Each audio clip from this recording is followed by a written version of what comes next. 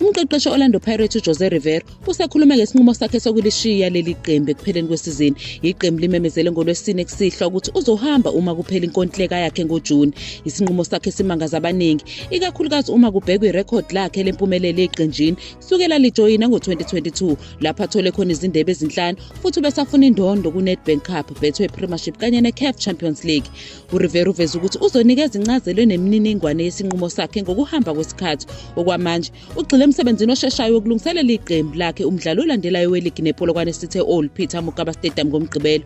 Ugcizelela ukuthi lo mdlalo ozayo unenselelo enkulu futhi badinga ukugxila ngokugcwele bawubhekisise ngokugcwele. Wathi kusekude ukuphela kwesizini futhi usemkhulu umsebenzi okufanele wenziwe kuze kuphele uMeyi.